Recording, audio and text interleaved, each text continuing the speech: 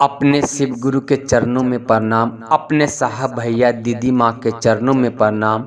आप सभी गुरु भाई गुरु बहनों के चरणों में मेरा प्रणाम अपने अपने चरणों में स्वीकार करें। आज मैं बहुत ही सुंदर चर्चा सुनाने जा रहा हूँ, कर्म का फल। देखिए दीदी भैया, अगर हम धन से धनवान हैं तो अपने से गरीब को न मजाक उड़ाएं, न उसे अपने पैसे का मतलब घमंड दिखाएं। अगर हम शरीर से ताकतवर हैं तो अपने से कमजोर को ना सताएं, क्योंकि सबका मालिक वही हमारे महादेव, वो सबको देखते हैं, क्योंकि ये सृष्टि उन्हीं ने बनाया। हर एक जीव में शिव है, हमारे महादेव का वास है। अगर आप इंसान होकर इंसान को दुख देते हैं ना, तो समझ जाइए कि वो महादेव को आप दुख दे रहे हैं और उसका परिणाम आपको भुगतना ही पड़ेगा। देखिए, बहुत ही सुंदर मैं एक चर्चा सुनाना चाहता हूँ।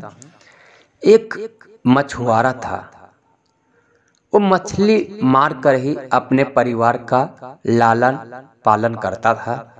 मछुआरा महादेव का बहुत बड़ा भक्त था, है ना। वो अपने शिव महादेव को बहुत मानता था, लेकिन मछुआरा सब कुछ अपने महादेव पे ही निर्भर रहता था।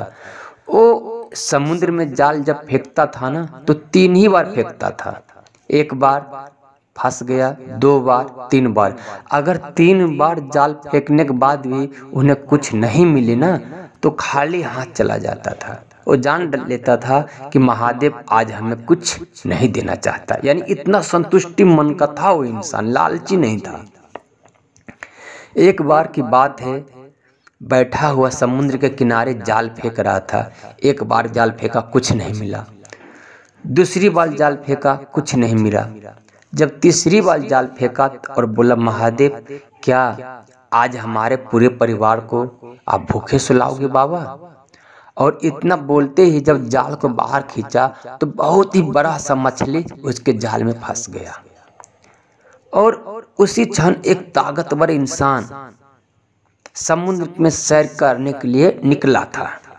जब उस गरीब मछुआरे को देखा ना, तो ये अपना ताकत दिखाने लगा और उससे मछली छीनने लगा। वो ताकतवर इंसान, मछुआरा बहुत रोने लगा, भाई मेरा मछली मत छीन लो, हमारा परिवार भी बच्चे भूखे रह जाएंगे, क्योंकि मैं 3 ही बार जाल फेंकता हूँ और लास्ट में मेरा मछली फंसा है। अगर आप ये छीन लोगे तो हमारा क्या होगा? लेकिन है ना, धन के घमंड में, ताकत के घमंड में अपने से छोटे का पुकार, विनती, आग्रह नहीं सुनता है कि आखिर हमसे क्या कहना चाह रहा है। हम इतना घमंड में चकनाचूर हो जाते हैं, हम किसी के दर्द को नहीं समझते हैं। वही बात वो इंसान, ताकतवर इंसान किया, उनका मछली छीन कर ले जाने लगा। देखिए, इत्तेफाक कहूँ या महादेव की दया, मछली तो बड़ी थी, अचानक मछली उस इंसान के हाथ को पकड़ लिया। बहुत छुड़ाने की कोशिश किया तो उनका हाथ छूटा, लेकिन उंगली कट गया था और कट के उंगली धीरे धीरे उसमें पाक होने लगा, पकने लगा, रीम बहने लगा। अब वो डॉक्टर को दिखाने लगा। डॉक्टर 7 दिन का दवाई दिया, पट्टी बांधा। 7 दिन के बाद क्या देखता है, उसका हाथ पूरा और पहले से ज़्यादा खराब हो चुका है। उंगली था, अब हाथ में हो गया। बोला, भाई तुम्हारा हाथ का तो बहुत हालत खराब हो गया है, ये लगता है तुम्हारा थोड़ा सा हाथ काटना पड़ेगा, 1 उंगली पूरा काटना पड़ेगा। बोला, डॉक्टर साहब काट दो, लेकिन मेरा बीमारी ठीक करो। बोला, हाँ ठीक हो जाएगा। डॉक्टर साहब ने उनका उंगली पूरा काट के मरहम पट्टी लगा के भेज दिया कि 1 हफ्ते बाद आना। जब 1 हफ्ते बाद फिर आया तो क्या देखता है, घाव और ज़्यादा विस्तार हो गया है। डॉक्टर भी परेशान कि भाई ऐसा तो कभी नहीं हुआ, मैं जितना दवाई देता हूँ तुम्हारा बीमारी उतनी बढ़ता जाता है। बोला, ऐसा करो, ये थोड़ा इतना हाथ काटना पड़ेगा, पूरा पंजा। बोला, डॉक्टर साहब पूरा काट दो, लेकिन मेरा बीमारी ठीक करो। अब पूरा पंजा काट दिया गया। अब उनका इलाज हुआ, फिर 1 हफ्ता बाद बुलाया डॉक्टर साहब, फिर पट्टा खोला, फिर देखता है कि पूरा बुरा हाल हो गया, आधा हाथ खराब हो गया। बोला भैया तेरा हाथ तो सही नहीं हो रहा है, पूरा आधा हाथ पूरा बाजू काटना पड़ेगा। बोला डॉक्टर साहब जो हो करो, लेकिन मुझे ठीक कर दो।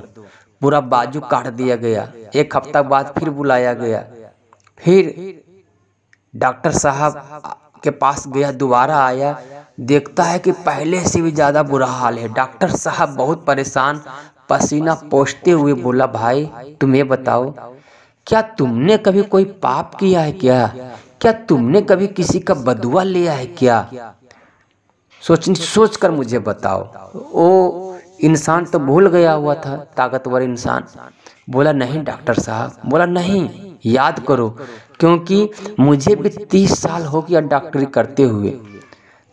जितना मैं दवाई चढ़ाता हूँ उससे ज़्यादा तुम्हारा बुरा हाल होते जा रहा है। इसलिए मुझे लगता है कोई तुम्हें बदुआ दिया है, कोई तुम्हें शराब दिया, कुछ याद करो। तब उसे मछुआरे का याद आ गया। हाँ वो रो रहा था, गिरा रहा था, लेकिन मैं उससे मछली छीन लिया। बोला जाओ जल्दी उसके चरणों में गिर के माफ़ी मांगो, तभी तुम्हारा ये घाव ठीक हो सकता है। आप ढूंढते ढूंढते उस समुद्र के पास गया। मछुआरा काम ही था मछली मारना, वहीं बैठा था, उनके चरणों में गिर गया। बोला भाई ये बताओ, मैं कुछ दिन पहले तुम्हारा मछली तुमसे छीन के ले गया था। बोला हाँ मुझे पता है, मुझे याद है। बोला तुमने मुझे क्या बोला था, कोई बदुआ दिया था क्या? बोला हाँ मैं यही बोला था, हे महादेव ये हमसे ताकतवर है इसलिए हमें सता रहा है, लेकिन महादेव इससे भी ताकतवर आप हो। जैसे ये मुझको सताया वैसे इसको आप सताओ, वैसे दुख आप इसको दो, तब इसे पता चलेगा कि दुख क्या होता है। भैया बस मैं अपने महादेव को बोला भैया मुझे क्षमा कर दो, तुम्हारे महादेव ने मुझे देखो क्या से क्या बना दिया, देखो मेरा हाथ पूरा कट गया है ना। अब वो क्षमा मांगा। कुछ दिन के बाद 1 हफ्ता बाद गया, उनका घाव बिल्कुल ठीक हो गया, चंगा हो गया। तो अगर आप कभी कोई गलत कर्म करते हैं ना, किसी को सताते हैं ना, अगर कोई दिल से बदुआ दे देता है ना, उसका परिणाम आपको भोगना पड़ेगा। तो कोई भी काम करे सोच समझ के करे, है ना। और ये चर्चा कैसा लगा जरूर बताएं। आप सभी को मेरा फिर से प्रणाम।